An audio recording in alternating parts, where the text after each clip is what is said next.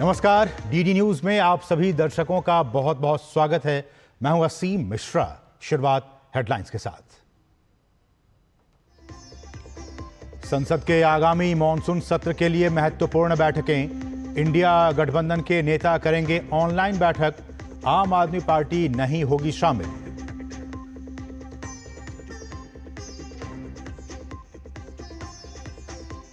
भाजपा ने कांग्रेस नेता राहुल गांधी पर साधा निशाना। कहा, कांग्रेस की राजनीति का आधार सिर्फ परिवारवाद। इसके नेता एक दूसरे के भ्रष्टाचार को छिपाने के लिए हो रहे हैं एकजुट।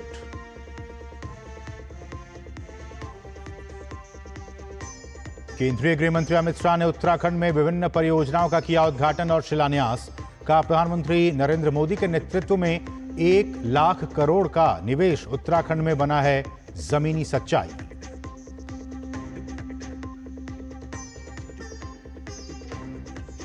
केंद्रीय वाणिज्य और उद्योग मंत्री पीयूष गोयल ने कहा, भारत अंतर्राष्ट्रीय व्यापार समझौते में तभी करेगा प्रवेश जब होगी देश के हितों की पूर्ति। पीयूष गोयल ने कहा, अमेरिका के साथ व्यापार वार्ता जारी।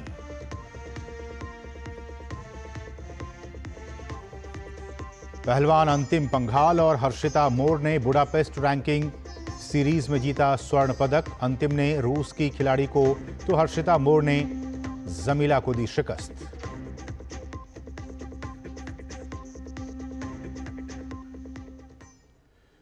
और अब सभी खबरें विस्तार से। इंडी गठबंधन ने संसद के मॉनसून सत्र से पहले आज 7 बजे वर्चुअल आधार पर एक बैठक बुलाई है, जिसमें मॉनसून सत्र से संबंधित रणनीति बनाई जाएगी। इस बैठक में तृणमूल कांग्रेस ने शामिल होने से पहले ही मना किया था, लेकिन अब उसकी स्थिति ढुलमुल बन गई है, जबकि आम आदमी पार्टी ने स्पष्ट कह दिया है कि वो गठबंधन का हिस्सा नहीं है। हालांकि कुछ खबरों में कहा जा रहा है कि तृणमूल कांग्रेस ने अपनी रणनीति में बदलाव करते हुए इस बैठक में शामिल होने का मन बना लिया है। कांग्रेस सांसद प्रियंका गांधी वाड्रा के पति रॉबर्ट वाड्रा के खिलाफ ईडी ने हरियाणा के शिकोहपुर गांव में 3.2 एकड़ जमीन मामले में एक सप्लीमेंट्री प्रोक्यूटेशन कंप्लेंट यानी चार्जशीट दायर की है, जिसमें भ्रष्टाचार, जालसाजी और धोखाधड़ी जैसे गंभीर आरोप शामिल हैं। वहीं इस मामले में ईडी ने 36 करोड़ की 43 प्रॉपर्टी जब्त कर ली है, जिस पर नेता प्रतिपक्ष राहुल गांधी ने ट्वीट कर बीजेपी सरकार पर निशाना साधा है। अब इस पर बीजेपी के सांसद सुधांशु त्रिवेदी ने पलटवार करते हुए कहा है कि भ्रष्टाचार में डूबी कांग्रेस पार्टी के सभी परिवार के सदस्य एक दूसरे के भ्रष्टाचार को कवर अप करने के लिए एक दूसरे के साथ खड़ी रहती हैं। उन्होंने इस मुद्दे पर राहुल गांधी से सवाल भी पूछा। उन्होंने कहा कि राहुल गांधी को यह स्पष्ट करना चाहिए कि उन्होंने रॉबर्ट वाड्रा के बचाव में जो एक्स पोस्ट किया है वो व्यक्तिगत हैसियत से किया है या फिर नेता प्रतिपक्ष की हैसियत से। रॉबर्ट वाड्रा जी के ऊपर जो विधिक कार्रवाई चल रही है उस पर प्रतिक्रिया करते हुए अपनी कुंठा की अभिव्यक्ति की है। भ्रष्टाचार में आकंठ डूबी इस कांग्रेस पार्टी के सभी परिवार के प्रथम सदस्य एक दूसरे के भ्रष्टाचार को कवर अप करने के लिए साथ आकर खड़े हुए हैं। कांग्रेस पार्टी से सवाल है कि श्री राहुल गांधी जी ने जो ट्वीट किया है वो एक व्यक्ति के रूप में किया है या नेता प्रतिपक्ष के संवैधानिक पद के रूप में किया है, या नेता प्रतिपक्ष के संवैधानिक पद का दुरुपयोग अपने पारिवारिक गुनाहों को बचाने के लिए किया है। और भ्रष्टाचार के मुद्दे पर कांग्रेस पार्टी पर हमलावर होते हुए सुधांशु त्रिवेदी ने यह भी कहा कि भ्रष्टाचार में डूबी कांग्रेस पार्टी के लोगों को हर क्षेत्र में नकारात्मक ही दिखता है, चाहे ट्रंप का बयान हो या टीआरएफ का मामला। आज चीन ने भी आतंकी हमले की निंदा की है, लेकिन जो सबसे ज्यादा विदेश घूमते हैं उनको विदेश नीति समझ नहीं आती। कि भारत ने बड़ी विशिष्ट कूटनीतिक दक्षता हासिल की जब टीआरएफ को प्रतिबंधित घोषित करवाया। आज चाइना ने भी उस मुद्दे के ऊपर आलोचना कर दी है आतंकी हमले की। मगर अफसोस की बात यह है जो सबसे ज्यादा विदेश घूमते हैं उन्हें विदेश नीति की समझ नहीं है, और जो विदेश नीति को सर्कस कहते थे, मुझे लगता है उन्हें अपने दिमाग के सर्किट को चेक करने की आवश्यकता है। मॉनसून सत्र पर प्रारंभ होने से पहले सुधांशु त्रिवेदी ने कहा कि इंडी गठबंधन में टकराव और बिखराव दोनों ही दिख रहा है। इंडी गठबंधन के अंदर तकरार और बिखराव दिखाई पड़ रहा है। आम आदमी पार्टी ने कह दिया है कि वो अब इंडी गठबंधन से अलग है। तो हम तो यह अपेक्षा करते हैं कि एक सकारात्मक दृष्टि से इस संसद के सत्र का प्रभावी और उपयोगी प्रयोग विपक्ष के द्वारा किया जाए, परंतु इंडी गठबंधन के अंदर जो कुछ हो रहा है संसद सत्र की पूर्व संध्या पे, उसे देख के तो मुझे बस ये नजर आता है कि जब रात है इतनी मत वाली तो सुबह का आलम क्या होगा, ये देखने में पता चलेगा जब संसद का सत्र शुरू होगा। उत्तराखंड के उधम सिंह नगर जिले के रुद्रपुर में राज्य की धामी सरकार की ओर से 1 लाख करोड़ के निवेश की ग्राउंडिंग होने पर निवेश उत्सव मनाया गया। कार्यक्रम में मुख्य अतिथि के तौर पर शामिल होते हुए केंद्रीय गृह मंत्री अमित शाह ने निवेश उत्सव कार्यक्रम में उत्तराखंड सरकार के 1271 करोड़ रुपए की विभिन्न विकास कार्यों का लोकार्पण और शिलान्यास किया। उत्तराखंड सरकार की ओर से आयोजित ग्लोबल इन्वेस्टर समिट के दौरान उद्योग समूहों के साथ हुए MOU अब जमीन पर उतर रहे हैं। इस आयोजन के बाद उत्तराखंड में अब तक 1 लाख करोड़ रुपए से अधिक का निवेश धरातल पर उतर चुका है। इस मौके पर केंद्रीय गृह मंत्री अमित शाह ने कहा कि पहाड़ी राज्य में निवेश लाना पहाड़ पर चढ़ने जितना कठिन होता है। धामी सरकार की प्रशंसा करते हुए उन्होंने कहा कि 1 लाख करोड़ का निवेश उत्तराखंड के टायर 2 और टायर 3 सिटीज तक पहुंचा है।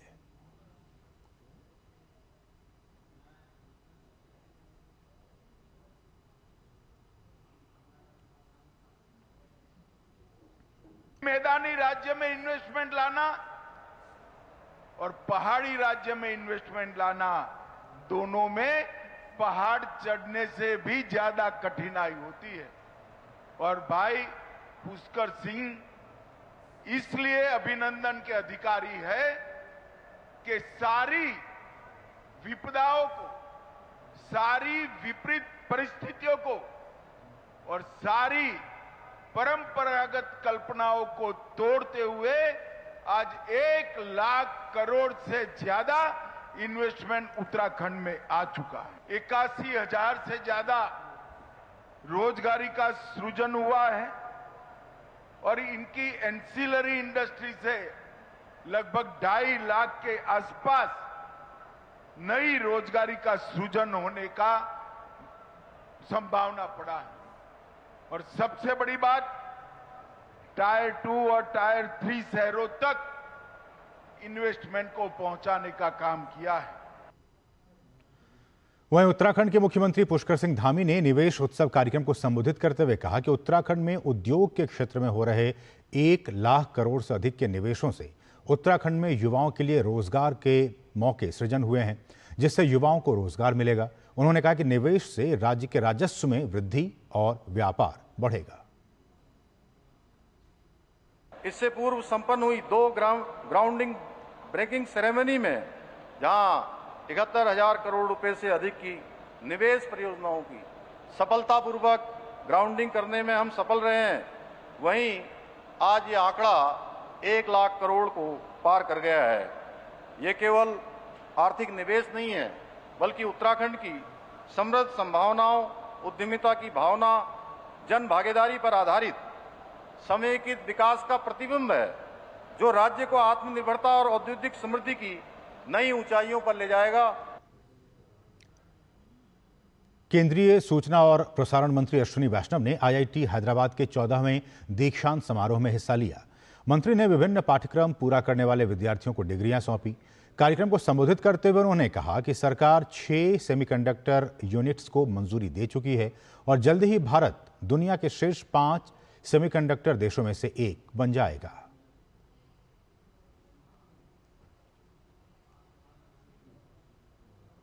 Today, as we speak, already we have 6 units which are under construction.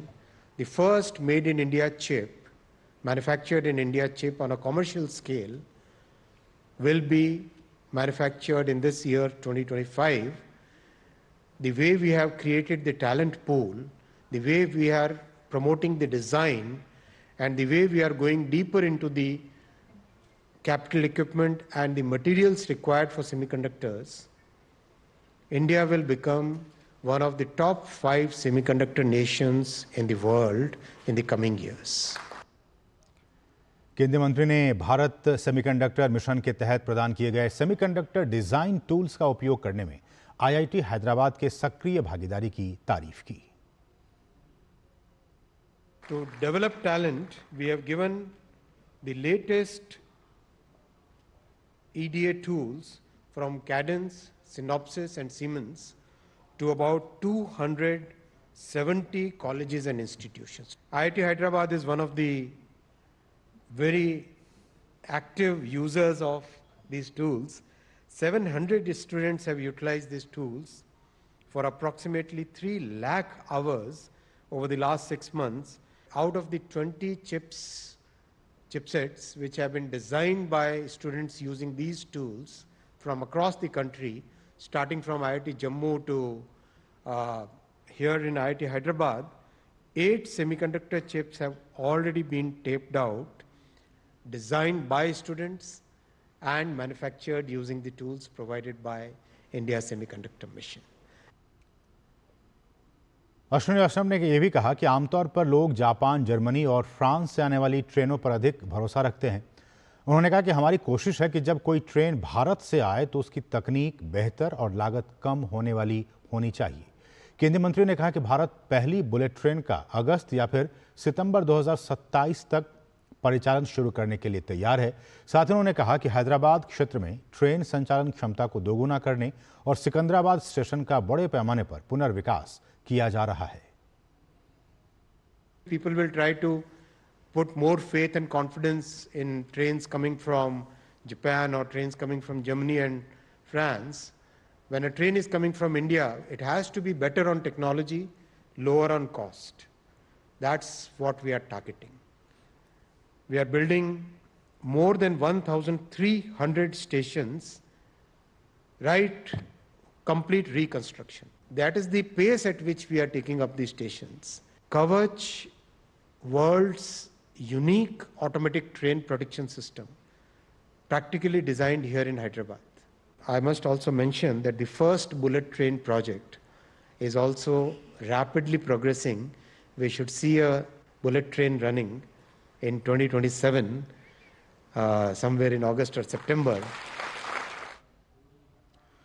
We are building more than 1,300 stations, right?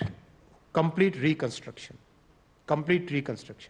Sikandrabad is part of that exercise here in Cherlapalli, and very soon my friend, my brother asked me about one more station, name is Nagamupalli. So that is the pace at which we are taking up these stations. And I must also mention that the first bullet train project is also rapidly progressing. We should see a bullet train running in 2027, somewhere in August or September. और rail मंत्री अश्विनी वैष्णव ने केंद्रीय मंत्री जी किशन रेड्डी के साथ आज तेलंगाना के काजीपेट में रेलवे वैगन निर्माण इकाई की प्रगति का निरीक्षण किया। इस अवसर पर वैष्णव ने इकाई की स्थापना को वारंगल के लिए गौरव का क्षण और भारत के आर्थिक विकास के लिए एक महत्वपूर्ण मील का पत्थर बताया।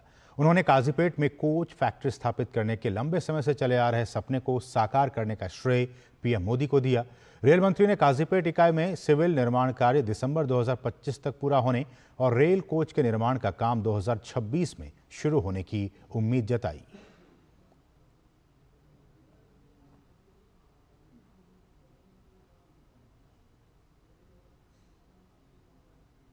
This is a mega factory for manufacturing railway coaches. This is state of the art factory. बहुत एकदम मॉडर्न फैक्ट्री है ये।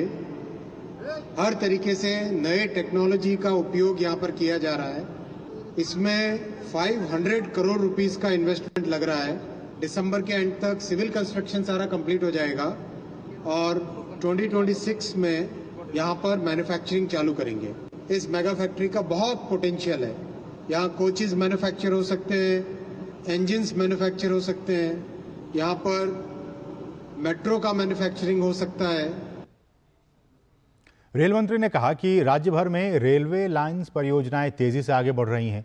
रेल मंत्री ने यह भी कहा कि रेलवे वैगन निर्माण इकाई दुनिया की सबसे बेहतरीन डिजाइन वाली फैक्ट्री में से एक है। इसके साथ ही उन्होंने कहा कि आने वाले दिनों में भारत रेलवे के क्षेत्र का एक बड़ा एक्सपोर्टर बनेगा। ये वर्ल्ड के one of the finest design से पूरा फैक्ट्री का कंस्ट्रक्शन किया गया है, तो यहाँ से एक्सपोर्ट क्वालिटी का बनेगा। आज वंदे भारत ट्रेन का ऑलरेडी एक्सपोर्ट के लिए डिमांड आना चालू हो गया है। अभी 150 लोकोमोटिव एक्सपोर्ट का ऑर्डर मिला है, जिसका प्राइम मिनिस्टर साहब ने पहला लोकोमोटिव को फ्लैग ऑफ किया एक्सपोर्ट के लिए। वैसे ही मेट्रो कोचेस का भी एक्सपोर्ट का काम चालू हुआ है। तो अब आने वाले समय में भारत एक बड़ा रेलवे मैन्युफैक्चरिंग और रेलवे एक्सपोर्टिंग कंट्री बनेगा।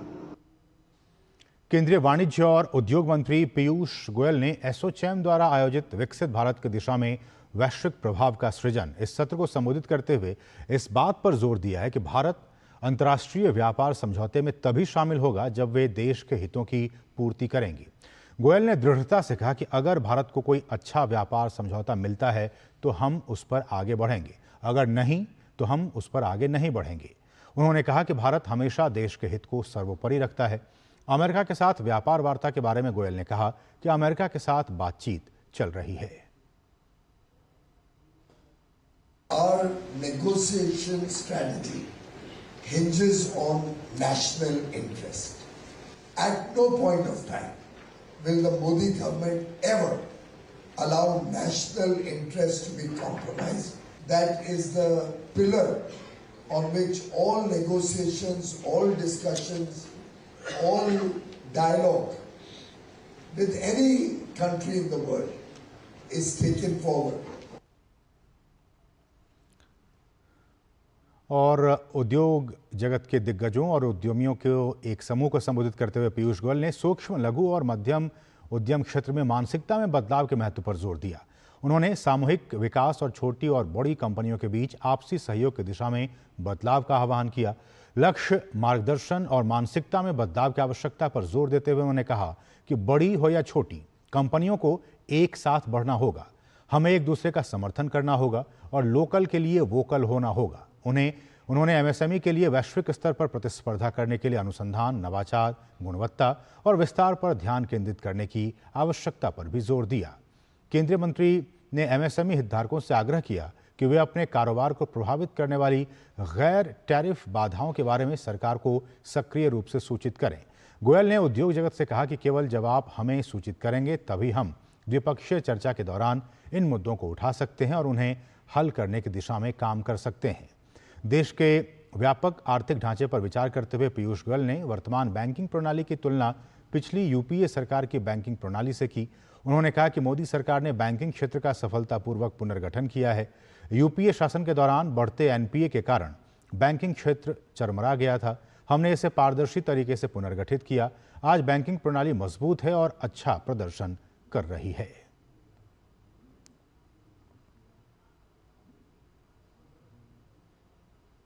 और यहां रुकें एक बहुत ही छोटे से ब्रेक के लिए। आप देखते रहिए डीडी न्यूज।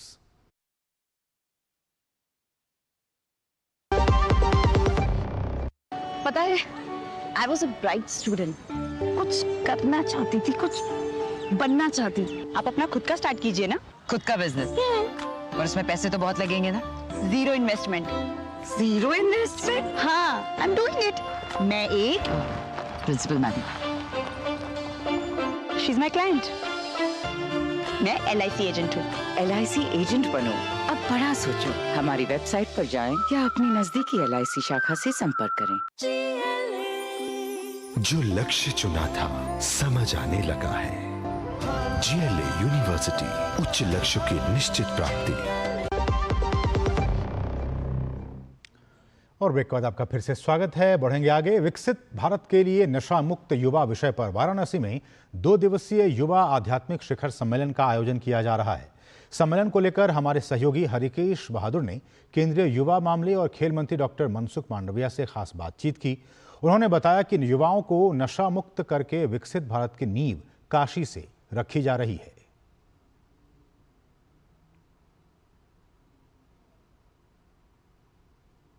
नशा मुक्त युवा, काशी से संदेश देने का प्रयास है केंद्र सरकार का।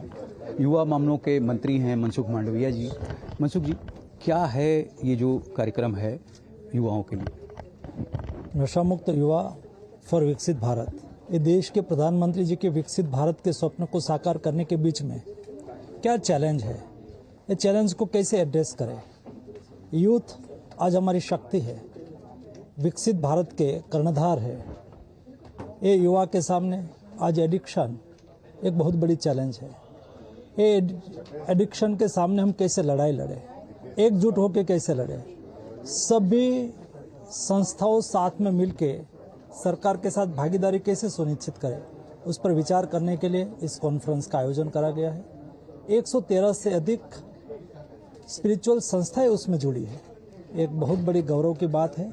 और सब लोग एक ही वॉइस में डी एडिक्शन के लिए अपनी बात रख रहे हैं और अपनी हिस्सेदारी देने के लिए तैयार है। ये हमारे लिए गौरव का विषय है। ये स्पिरिचुअल जो ऑर्गेनाइजेशन है, इनको आपने आमंत्रित किया है और काशी में ही विशेष इसका आयोजन क्यों किया? काशी से हमारे आध्यात्मिक समूह से, आध्यात्मिकता से जुड़ी हुई सभी ऑर्गेनाइजेशन से एक सुर में, एक वॉइस से हम संकल्पबद्ध होकर काम करने का विचार कर रहे हैं।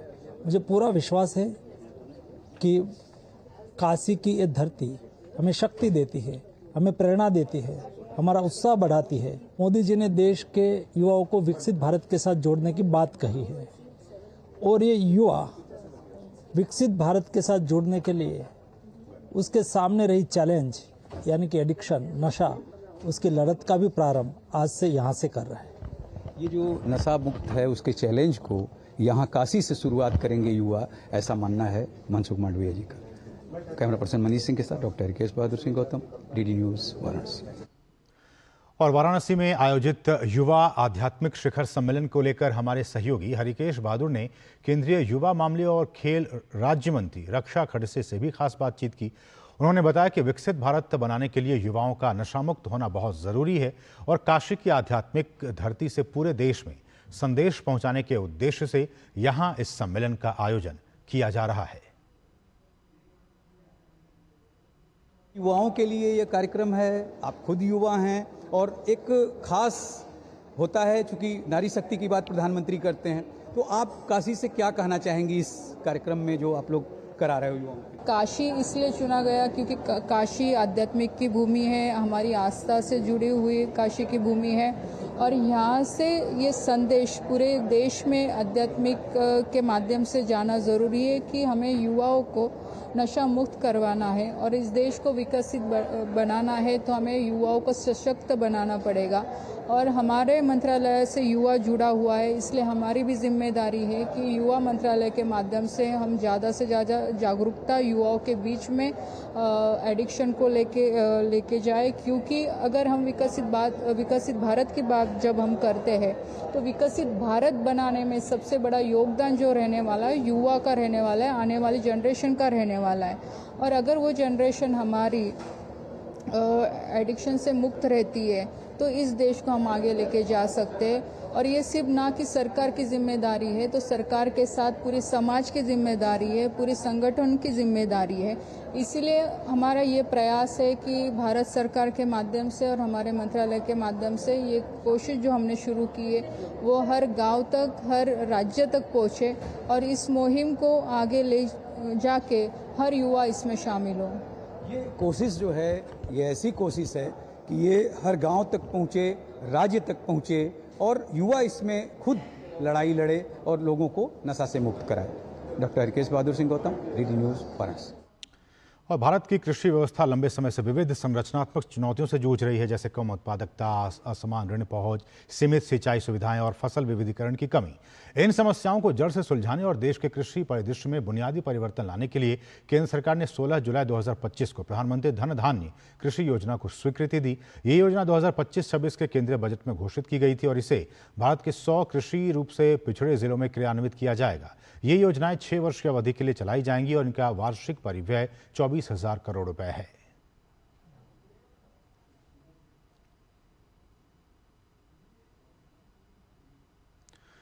और इसकी जो समयावधि है वो 6 साल है, 2025 से 2031 तक। और इसके जो लाभार्थी किसान हैं वो लगभग 1.7 करोड़ हैं। लक्ष्य जिले 100 निम्न प्रदर्शन वाले कृषि जिले हैं।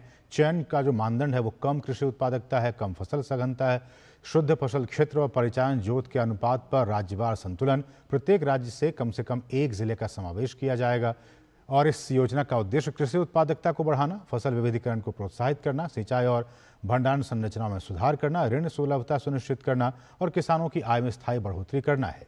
ये योजना केवल नई योजनाओं की शुरुआत करने की बजाय मौजूदा 11 मंत्रालयों की 36 केंद्रीय योजनाओं को संतृप्त आधारित दृष्टिकोण से एकीकृत करेगी और दोहराव से बचते हुए अधिकतम प्रभाव सुनिश्चित करेगी। इस योजना का उद्देश्य कृषि उत्पादकता को बढ़ाना है, फसल विविधीकरण और सतत कृषि पद्धतियों को प्रोत्साहित करना, सिंचाई और भंडारण संरचना में सुधार करना, ऋण सुलभता सुनिश्चित करना, किसानों की आय में स्थायी बढ़ोतरी करना और 11 मंत्रालयों के 36 केंद्रीय योजनाओं का ये एकीकरण है।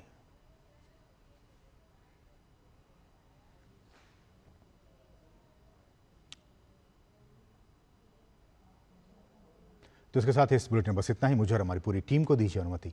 नमस्कार।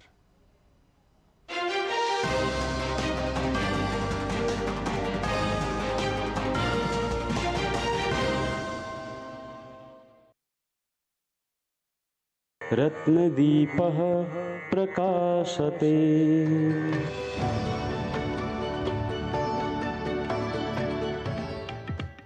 मम जन्मभूमि मेक्सिको, मम धर्मभूमि कैनडा, परन्तु मम हृदयक्षेत्रे भारतम्। नागेन्द्रहाराय त्रिलोचनाय अस्मांगरागाय महेश्वराय।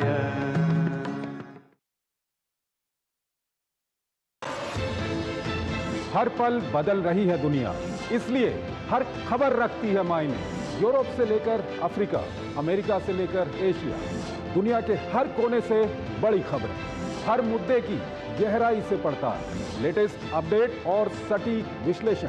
देखिए अंतर्राष्ट्रीय खबरों का भरोसेमंद कार्यक्रम खबर दुनिया की, सोमवार से शुक्रवार शाम 7 बजे डीडी न्यूज पर।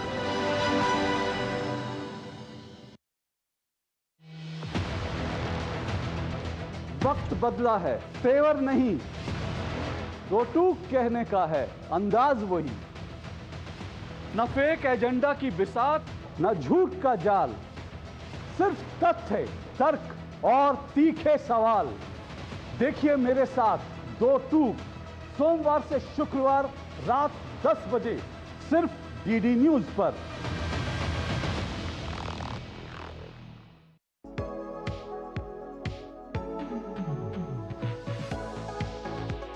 नई सुबह, नई शुरुआत डीडी न्यूज के पावर पैक शो के साथ।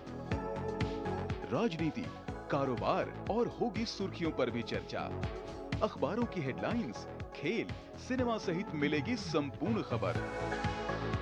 देखिए नया सवेरा सोमवार से शुक्रवार सुबह 8 बजे डीडी न्यूज पर।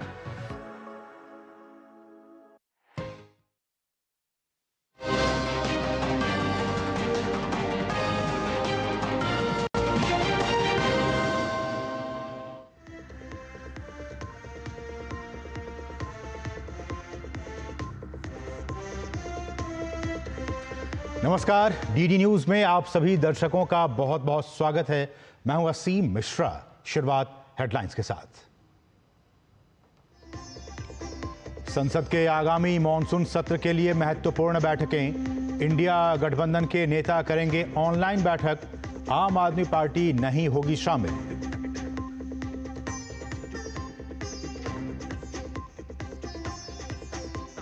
भाजपा ने कांग्रेस नेता राहुल गांधी पर साधा निशाना, कहा कांग्रेस की राजनीति का आधार सिर्फ परिवारवाद, इसके नेता एक दूसरे के भ्रष्टाचार को छिपाने के लिए हो रहे हैं एकजुट।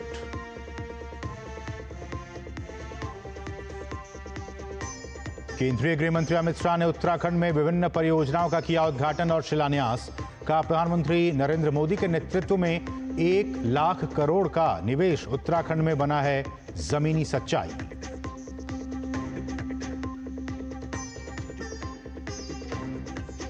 केंद्रीय वाणिज्य और उद्योग मंत्री पीयूष गोयल ने कहा भारत अंतर्राष्ट्रीय व्यापार समझौते में तभी करेगा प्रवेश जब होगी देश के हितों की पूर्ति।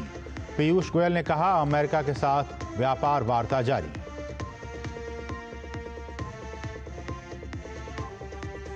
पहलवान अंतिम पंघाल और हर्षिता मोर ने बुडापेस्ट रैंकिंग सीरीज में जीता स्वर्ण पदक। अंतिम ने रूस की खिलाड़ी को तो हर्षिता मोर ने जमीला को दी शिकस्त।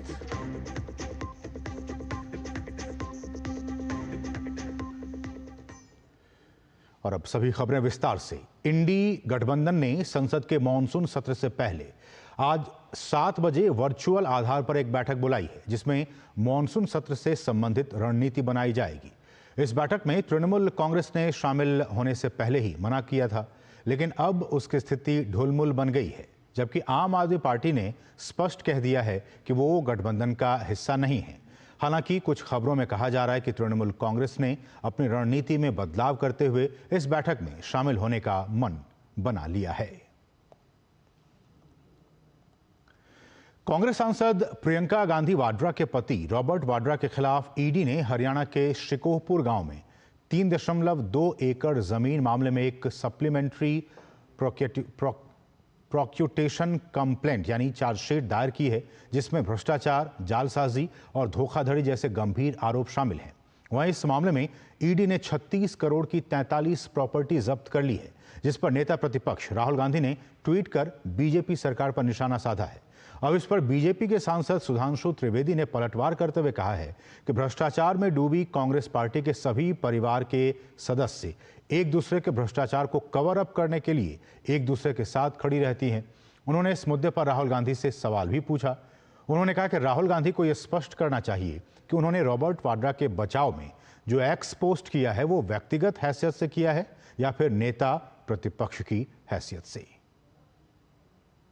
रॉबर्ट वाड्रा जी के ऊपर जो विधिक कार्रवाई चल रही है उस पर प्रतिक्रिया करते हुए अपनी कुंठा की अभिव्यक्ति की है। भ्रष्टाचार में आकंठ डूबी इस कांग्रेस पार्टी के सभी परिवार के प्रथम सदस्य एक दूसरे के भ्रष्टाचार को कवर अप करने के लिए साथ आकर खड़े हुए हैं। कांग्रेस पार्टी से सवाल है कि श्री राहुल गांधी जी ने जो ट्वीट किया है वो व्यक्ति के रूप में किया है या नेता प्रतिपक्ष के संवैधानिक पद के रूप में किया है, या नेता प्रतिपक्ष के संवैधानिक पद का दुरुपयोग अपने पारिवारिक गुनाहों को बचाने के लिए किया है।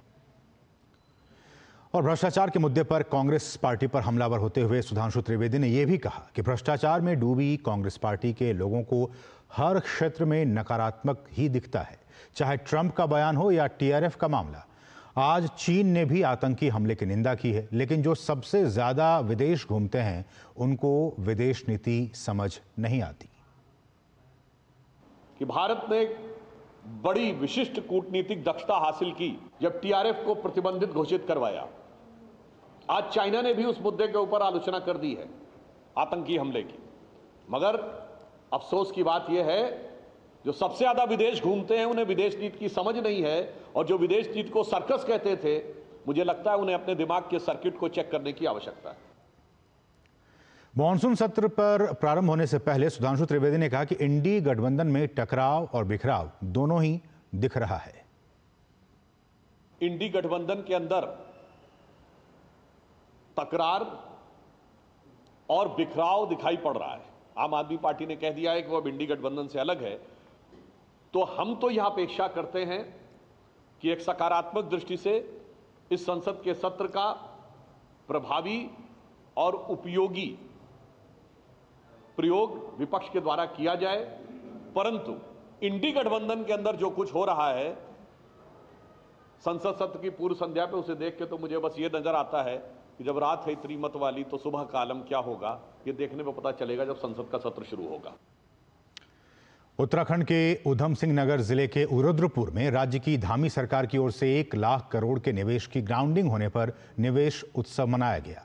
कार्यक्रम में मुख्य अतिथि के तौर पर शामिल होते हुए केंद्रीय गृह मंत्री अमित शाह ने निवेश उत्सव कार्यक्रम में उत्तराखंड सरकार के 1271 करोड़ रुपए की विभिन्न विकास कार्यों का ई लोकार्पण और शिलान्यास किया। उत्तराखंड सरकार की ओर से आयोजित ग्लोबल इन्वेस्टर समिट के दौरान उद्योग समूहों के साथ हुए एमओयू अब जमीन पर उतर रहे हैं।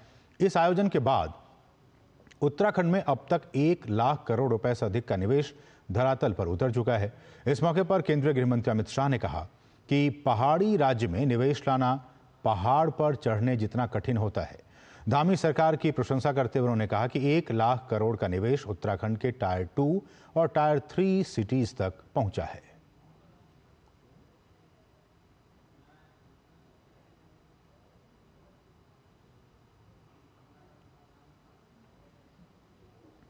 मैदानी राज्य में इन्वेस्टमेंट लाना और पहाड़ी राज्य में इन्वेस्टमेंट लाना, दोनों में पहाड़ चढ़ने से भी ज्यादा कठिनाई होती है। और भाई पुष्कर सिंह इसलिए अभिनंदन के अधिकारी है कि सारी विपदाओं को, सारी विपरीत परिस्थितियों को और सारी परंपरागत कल्पनाओं को तोड़ते हुए आज 1 लाख करोड़ से ज्यादा इन्वेस्टमेंट उत्तराखंड में आ चुका है। 81,000 से ज्यादा रोजगारी का सृजन हुआ है और इनकी एंसिलरी इंडस्ट्री से लगभग 2.5 लाख के आसपास नई रोजगारी का सृजन होने का संभावना पड़ा है। और सबसे बड़ी बात, टायर 2 और टायर 3 शहरों तक इन्वेस्टमेंट को पहुंचाने का काम किया है। वहीं उत्तराखंड के मुख्यमंत्री पुष्कर सिंह धामी ने निवेश उत्सव कार्यक्रम को संबोधित करते हुए कहा कि उत्तराखंड में उद्योग के क्षेत्र में हो रहे 1 लाख करोड़ से अधिक के निवेशों से उत्तराखंड में युवाओं के लिए रोजगार के मौके सृजन हुए हैं, जिससे युवाओं को रोजगार मिलेगा। उन्होंने कहा कि निवेश से राज्य के राजस्व में वृद्धि और व्यापार बढ़ेगा। इससे पूर्व संपन्न हुई 2 ग्राउंडिंग ब्रेकिंग सेरेमनी में जहां 71,000 करोड़ रुपए से अधिक की निवेश परियोजनाओं की सफलतापूर्वक ग्राउंडिंग करने में हम सफल रहे हैं, वहीं आज ये आंकड़ा 1 लाख करोड़ को पार कर गया है। ये केवल आर्थिक निवेश नहीं है, बल्कि उत्तराखंड की समृद्ध संभावनाओं, उद्यमिता की भावना, जन भागीदारी पर आधारित समेकित विकास का प्रतिबिंब है, जो राज्य को आत्मनिर्भरता और औद्योगिक समृद्धि की नई ऊंचाइयों पर ले जाएगा। केंद्रीय सूचना और प्रसारण मंत्री अश्विनी वैष्णव ने आईआईटी हैदराबाद के 14वें दीक्षांत समारोह में हिस्सा लिया। मंत्री ने विभिन्न पाठ्यक्रम पूरा करने वाले विद्यार्थियों को डिग्रियां सौंपी। कार्यक्रम को संबोधित करते हुए उन्होंने कहा कि सरकार 6 सेमीकंडक्टर यूनिट्स को मंजूरी दे चुकी है और जल्द ही भारत दुनिया के शीर्ष 5 सेमीकंडक्टर देशों में से एक बन जाएगा।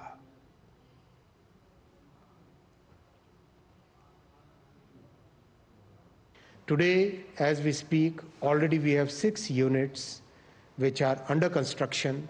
The first made in India chip, manufactured in India chip on a commercial scale, will be manufactured in this year 2025.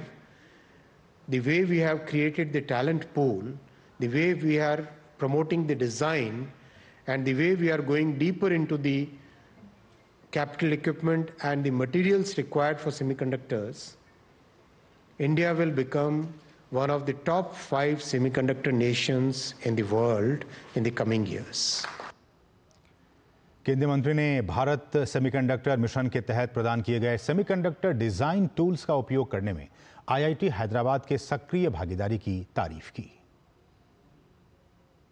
To develop talent, we have given the latest EDA tools from Cadence, Synopsys, and Siemens to about 270 colleges and institutions. IIT Hyderabad is one of the very active users of these tools.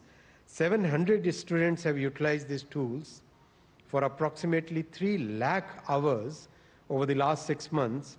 Out of the 20 chipsets which have been designed by students using these tools from across the country, starting from IIT Jammu to here in IIT Hyderabad, 8 semiconductor chips have already been taped out, designed by students and manufactured using the tools provided by India Semiconductor Mission.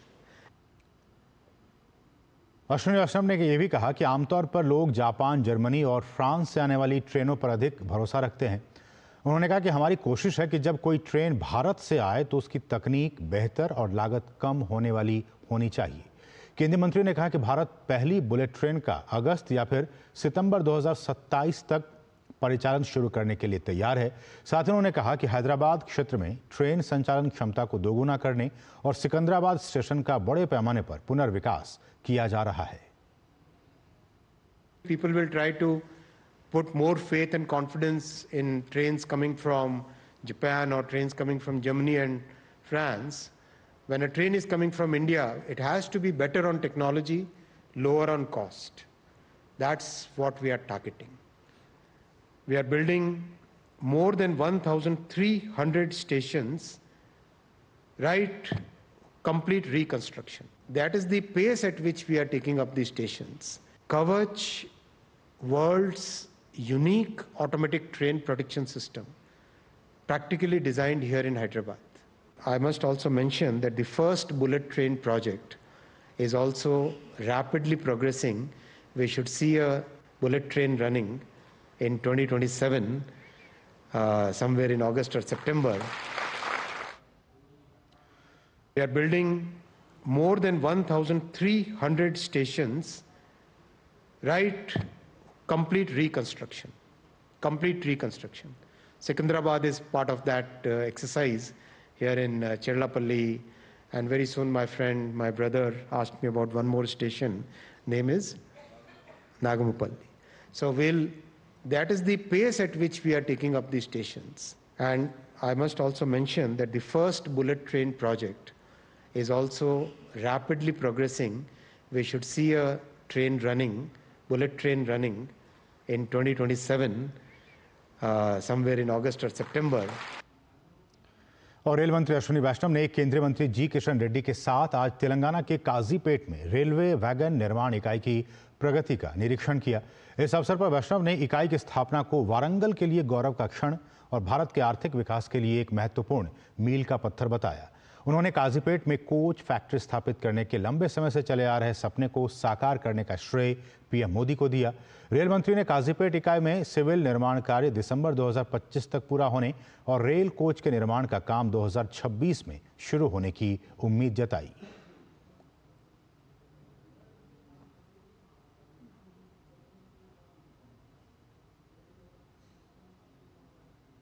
This is a mega factory for manufacturing railway coaches.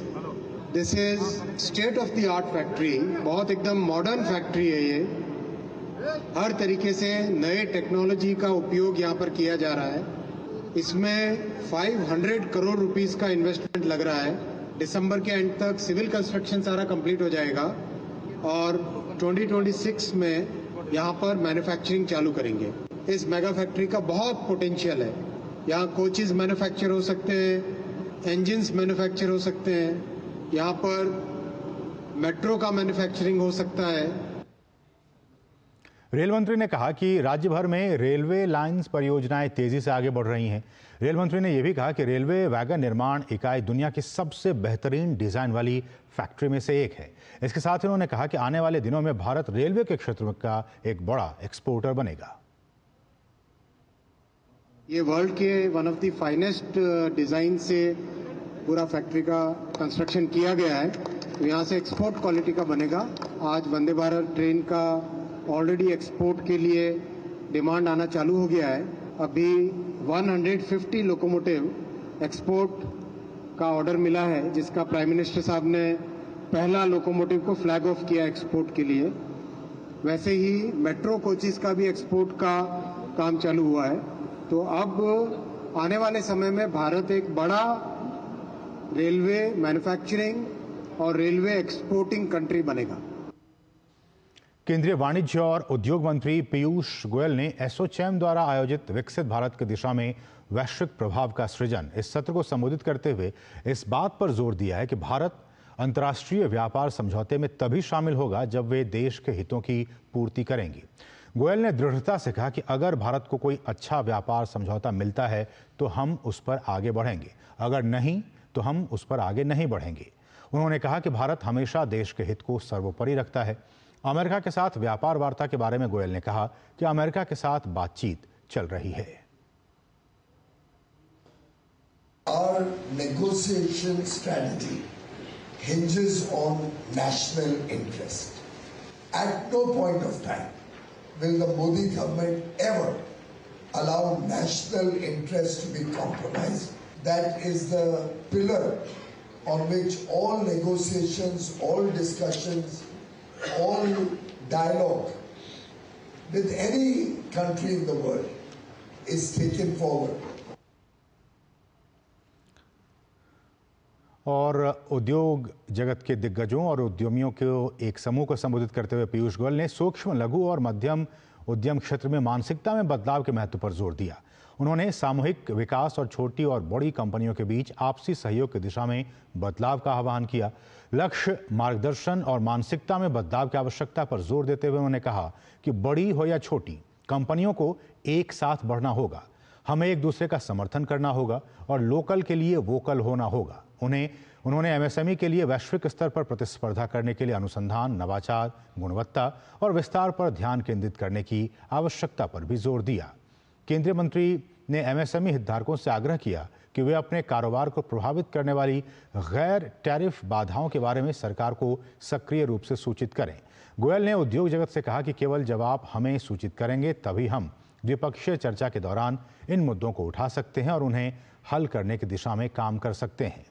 देश के व्यापक आर्थिक ढांचे पर विचार करते हुए पीयूष गोयल ने वर्तमान बैंकिंग प्रणाली की तुलना पिछली यूपीए सरकार की बैंकिंग प्रणाली से की।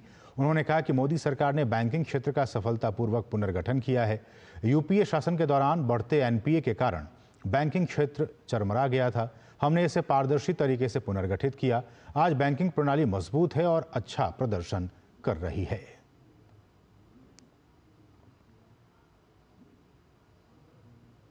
विकसित भारत के लिए नशा मुक्त युवा विषय पर वाराणसी में 2 दिवसीय युवा आध्यात्मिक शिखर सम्मेलन का आयोजन किया जा रहा है।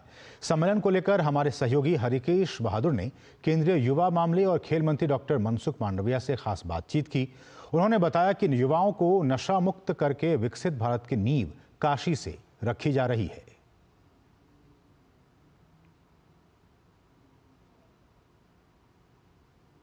नशा मुक्त युवा काशी से संदेश देने का प्रयास है केंद्र सरकार का। युवा मामलों के मंत्री हैं मनसुख मांडविया जी। मनसुख जी, क्या है ये जो कार्यक्रम है युवाओं के लिए? नशा मुक्त युवा फॉर विकसित भारत, ये देश के प्रधानमंत्री जी के विकसित भारत के स्वप्न को साकार करने के बीच में क्या चैलेंज है, ये चैलेंज को कैसे एड्रेस करें। यूथ आज हमारी शक्ति है, विकसित भारत के कर्णधार है। ये युवा के सामने आज एडिक्शन एक बहुत बड़ी चैलेंज है। ये एडिक्शन के सामने हम कैसे लड़ाई लड़े, एकजुट होकर कैसे लड़े। सभी संस्थाओं साथ में मिलके सरकार के साथ भागीदारी कैसे सुनिश्चित करें, उस पर विचार करने के लिए इस कॉन्फ्रेंस का आयोजन करा गया है। 113 से अधिक स्पिरिचुअल संस्थाएं उसमें जुड़ी है। एक बहुत बड़ी गौरव की बात है और सब लोग एक ही वॉइस में डी एडिक्शन के लिए अपनी बात रख रहे हैं और अपनी हिस्सेदारी देने के लिए तैयार है।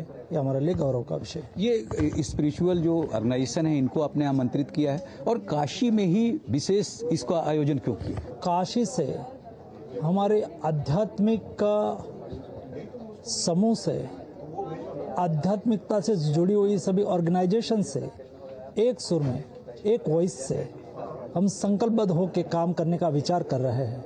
मुझे पूरा विश्वास है कि काशी की ये धरती हमें शक्ति देती है, हमें प्रेरणा देती है, हमारा उत्साह बढ़ाती है। मोदी जी ने देश के युवाओं को विकसित भारत के साथ जोड़ने की बात कही है और ये युवा विकसित भारत के साथ जोड़ने के लिए उसके सामने रही चैलेंज यानी कि एडिक्शन, नशा, उसकी लड़त का भी प्रारंभ आज से यहाँ से कर रहा है। ये जो नशा मुक्त है उसके चैलेंज को यहाँ काशी से शुरुआत करेंगे युवा, ऐसा मानना है मनसुख मांडविया जी का। कैमरा पर्सन मनीष सिंह के साथ doctor Harikesh Bahadur Singh Gautam, DD news Varanasi.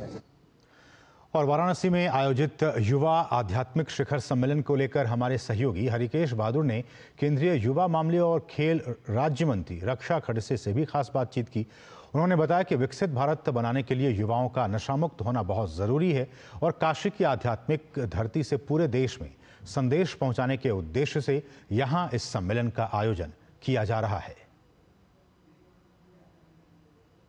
युवाओं के लिए ये कार्यक्रम है, आप खुद युवा हैं और एक खास होता है, चूंकि नारी शक्ति की बात प्रधानमंत्री करते हैं, तो आप काशी से क्या कहना चाहेंगी इस कार्यक्रम में जो आप लोग करा रहे हो युवाओं? काशी इसलिए चुना गया क्योंकि काशी आध्यात्मिक की भूमि है, हमारी आस्था से जुड़ी हुई काशी की भूमि है और यहाँ से ये संदेश पूरे देश में आध्यात्मिक के माध्यम से जाना ज़रूरी है कि हमें युवाओं को नशा मुक्त करवाना है और इस देश को विकसित बनाना है, तो हमें युवाओं को सशक्त बनाना पड़ेगा और हमारे मंत्रालय से युवा जुड़ा हुआ है, इसलिए हमारी भी जिम्मेदारी है कि युवा मंत्रालय के माध्यम से हम ज़्यादा से ज़्यादा जागरूकता युवाओं के बीच में एडिक्शन को लेके जाए, क्योंकि अगर हम विकसित भारत की बात जब हम करते हैं तो विकसित भारत बनाने में सबसे बड़ा योगदान जो रहने वाला है युवा का रहने वाला है, आने वाली जनरेशन का रहने वाला है और अगर वो जनरेशन हमारी एडिक्शन से मुक्त रहती है तो इस देश को हम आगे लेके जा सकते हैं और ये सिर्फ ना कि सरकार की जिम्मेदारी है, तो सरकार के साथ पूरी समाज की जिम्मेदारी है, पूरी संगठन की जिम्मेदारी है। इसीलिए हमारा ये प्रयास है कि भारत सरकार के माध्यम से और हमारे मंत्रालय के माध्यम से ये कोशिश जो हमने शुरू की है वो हर गांव तक, हर राज्य तक पहुँचे और इस मुहिम को आगे ले जाके हर युवा इसमें शामिल हो। ये कोशिश जो है ये ऐसी कोशिश है कि ये हर गांव तक पहुँचे, राज्य तक पहुँचे और युवा इसमें खुद लड़ाई लड़े और लोगों को नशा से मुक्त कराए। Doctor Harkesh Bahadur Singh Gautam, DD news, Varanasi. और भारत की कृषि व्यवस्था लंबे समय से विविध संरचनात्मक चुनौतियों से जूझ रही है, जैसे कम उत्पादकता, असमान ऋण पहुंच, सीमित सिंचाई सुविधाएं और फसल विविधीकरण की कमी। इन समस्याओं को जड़ से सुलझाने और देश के कृषि परिदृश्य में बुनियादी परिवर्तन लाने के लिए केंद्र सरकार ने 16 जुलाई 2025 को प्रधानमंत्री धन धान्य कृषि योजना को स्वीकृति दी। ये योजना 2025-26 के केंद्रीय बजट में घोषित की गई थी और इसे भारत के 100 कृषि रूप से पिछड़े जिलों में क्रियान्वित किया जाएगा। ये योजनाएं 6 वर्ष की अवधि के लिए चलाई जाएंगी और इनका वार्षिक परिव्यय 24,000 करोड़ रुपए है।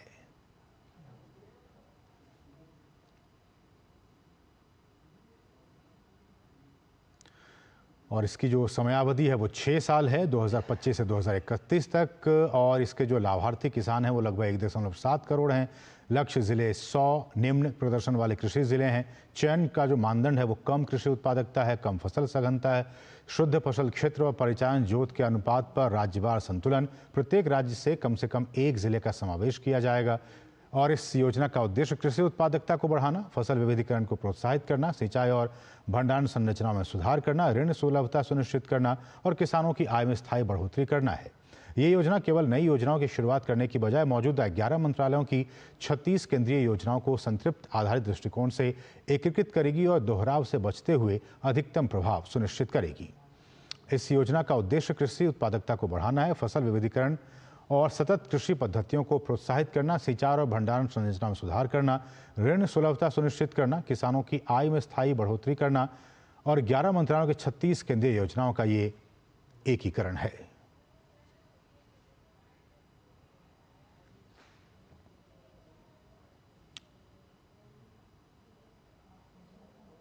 तो इसके साथ इस बुलेटिन में बस इतना ही। मुझे और हमारी पूरी टीम को दीजिए अनुमति। नमस्कार।